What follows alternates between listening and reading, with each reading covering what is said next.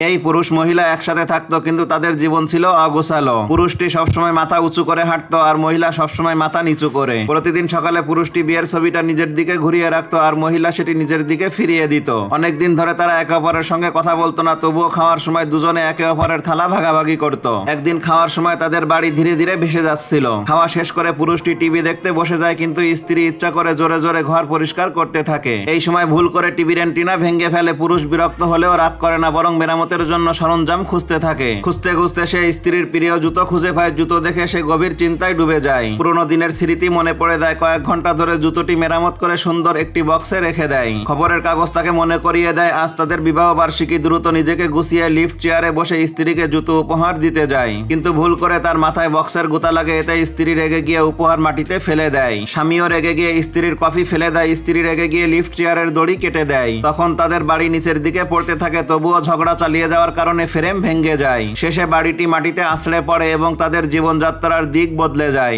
জানালা দিয়ে বাইরে তাকিয়ে স্ত্রী বাড়ি থেকে বেরিয়ে যায়। পুরুষ স্ত্রীর মতো দাঁড়ানোর চেষ্টা করে, কিন্তু ব্যর্থ হয়। স্ত্রী তাকে করুণ দৃষ্টিতে দেখতে থাকে, কিন্তু পুরুষ আপোষ করতে রাজি হয় না। স্ত্রীর ছায়াকে দূরে যেতে দেখে পুরুষ খুব বিষণ্ণ হয়ে পড়ে। স্ত্রী বাইরে যাওয়ার সময় বারবার পিছনে তাকায়, যেন চাইছিল পুরুষ তার পিছু করুক, কিন্তু পুরুষ নিজেকে চেয়ারের সঙ্গে বেঁধে ফেলে আর ঘুড়ির মতো আকাশে ভেসে যায়। স্ত্রীকে খুঁজতে সে দূরবীন বের করে, কিন্তু কিছুই দেখতে পায় না। কিছুক্ষণ পর সে ঘুমিয়ে পড়ে। এ সময় স্ত্রী আবার ফিরে আসে। আকাশে ভেসে থাকা স্বামীকে দেখে হালকা হেসে ওঠে। ঘরে ঢুকে দেখে সেই জুতো যা স্বামী মেরামত করেছিল। তারপর সে ভাঙ্গা বিয়ের ছবিটা তুলে আবার দেয়ালে ঝুলিয়ে দেয়। তারপর নিজের সব জুতো বের করে আনে। ঠিক তখনই শব্দ পেয়ে পুরুষ জেগে উঠে নিচে নেমে আসে, কিন্তু মাটিতে রাখা স্ত্রীর জুতোই হোঁচট খায়। তারপর খেয়াল করে দেখে স্ত্রী তার সব জুতো ছাদে ঝুলিয়ে দিয়েছে।